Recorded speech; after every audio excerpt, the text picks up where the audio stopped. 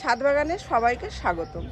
তো বন্ধুরা, আপনারা যদি 12 মাস গাছে আমড়া পেতে চান তাহলে এরকম একটি প্রজাতির আমড়া গাছ বসান। এটি থাইল্যান্ড ভ্যারাইটির মিষ্টি আমড়া, এটাকে বিলাতি আমড়া গাছও বলা হয়। তো এই গাছ যদি আপনারা বাড়িতে এনে বসান একটা টবে, তাহলেই দেখবেন সারা বছর প্রচুর আমড়া হচ্ছে। এখানে দেখুন যে গাছে ফুল এসেছে, যেটা মুকুল এসেছে, তো থোকায় থোকায় কিন্তু এরকম ফুল এসেছে, এই দেখুন। আর শীতের মধ্যেও যেগুলো বের হয়েছে, এই দেখুন, এগুলো সব শীতের মধ্যেও বের হয়েছে।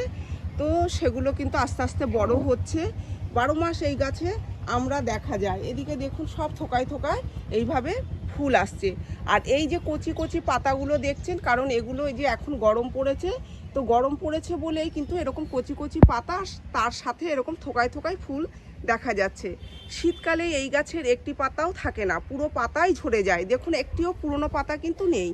সেই সময় ভুল করেও ভাববেন না যে এই গাছটি নষ্ট হয়ে যাচ্ছে।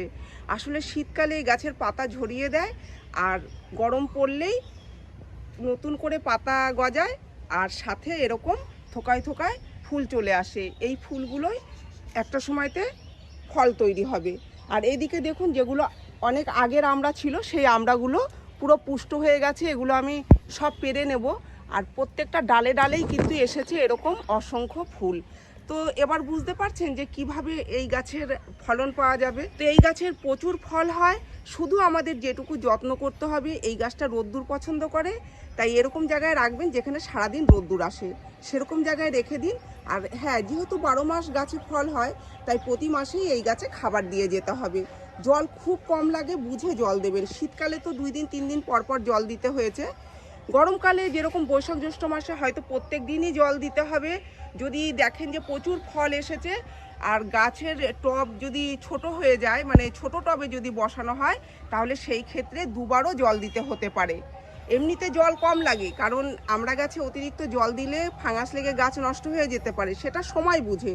শীতকালে বেশি জল দেয়া যাবে না।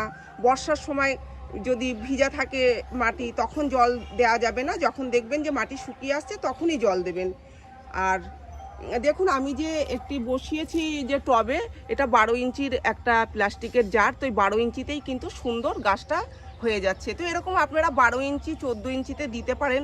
যদি দেখেন প্রথম দিকে গাছ খুবই ছোট, কারণ ধরুন এইটুকু গাছ পাওয়া গেল, এই যে এইটুকু, তো আমি যখন এনেছিলাম তখন এরকমই ছোট গাছ ছিল। তো তখন কিন্তু আমি একটা মাটির টবে দিয়েছিলাম, 8 ইঞ্চি মাটির টবে দিয়েছিলাম। 2-3 মাস রাখার পরেই দেখেছি গাছের গ্রোথ খুব ভালো হচ্ছে।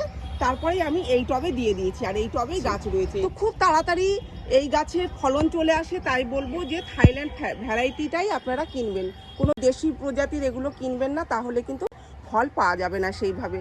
গাছে আমরা খেটে যাব, অথচ ফলটা ঠিকঠাক পাবো না। এই আমরা গাছ বসান, দেখবেন 12 মাস ফল পাচ্ছেন। তো এই ছিল আজকের ভিডিওটি আমি এখানেই শেষ করছি। যদি ভিডিও ভালো লেগে থাকে তাহলে একটি লাইক করবেন, কমেন্ট করে জানাবেন, আর চ্যানেলটিকে সাবস্ক্রাইব করবেন। আপনারা গাছ লাগান, ভালো থাকুন, সুস্থ থাকুন। দেখা হবে পরের ভিডিওতে।